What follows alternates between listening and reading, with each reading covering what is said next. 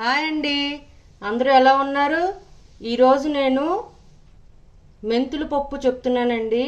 దీనికి కావాల్సింది కందిపప్పు ఒక చిన్న గ్లాస్ తీసుకున్నానండి, పసుపు 1/2 టేబుల్ స్పూన్, ఉల్లిపాయ మీడియం సైజ్ ఉల్లిపాయ తీసుకున్నాను, ఈనుల్లా కట్ చేసుకున్నాను, చిన్న లెమన్ సైజ్ అంతా చింతపండు, మెంతులు 1 టేబుల్ స్పూన్, ఎండుమిరపకాయలు 3 ముక్కలుగా కట్ చేసుకున్నాను, ఉప్పు తగినంత, ఆవాలు 1/2 టేబుల్ స్పూన్, జీలకర్ర 1/2 టేబుల్ స్పూన్, నూనె సరిపడినంత.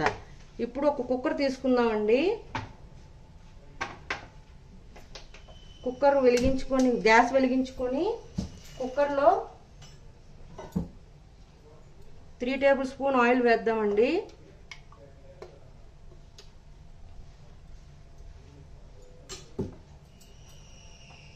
దీనిలోనే ఆవాలు, జీలకర్ర, మెంతులు, ఎండుమిరపకాయలు ఇవన్నీ బాగా వేగనిద్దామండి. ఈ పోపు అంతా బాగా వేగింది కదండి. ఇప్పుడు దీనిలోనే ఉల్లిపాయలు కట్ చేసుకున్నాం కదా, ఆ ఉల్లిపాయలు వేసుకొని వేపుకుందామండి. లైట్ గోల్డెన్ కలర్ వచ్చేదాకా వేపుకుందాం. ఉల్లిపాయలు కూడా వేగిపోయాయండి. ఇప్పుడు దీనిలో మనం తుడిచిపెట్టుకు ఉంచుకున్న కందిపప్పుని వేసేసి బాగా వేపుకుందామండి.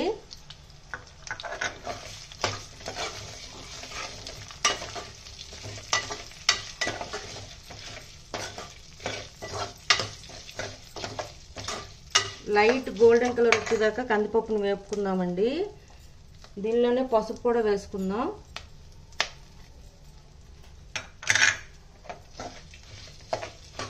మీడియం ఫ్లేమ్లో పెట్టుకుంటూ వేపుకోవాలి.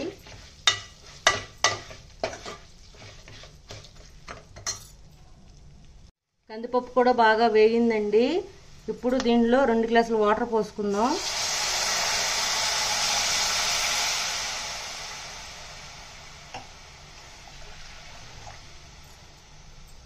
దీనిలోనే సాల్ట్ కొంచెం వేసుకుందాం. చింతపండు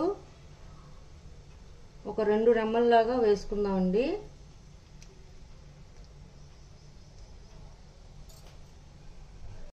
చూడండి, కుక్కర్ చల్లారిపోయింది.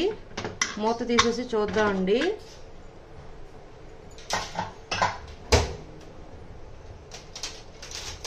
దీన్ని ఇప్పుడు మెదుపుకుందాం.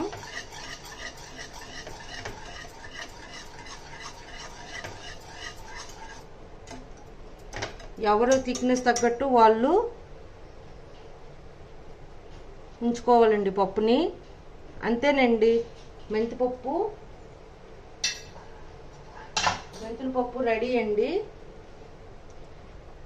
ఇప్పుడు దీన్ని సర్వింగ్ బౌల్లోకి తీసుకుందాం. మెంతుల పప్పు రెడీ అండి. ఇది కొంచెం లైట్గా ఉడకలేదండి. కావాలనుకుంటే నేను 4 to 5 విజిల్స్ పెట్టుకున్నాను, కానీ 6 to 7 విజిల్స్ పెట్టుకోవచ్చు, ఇంకొంచెం మెత్తగా అవుతుంది.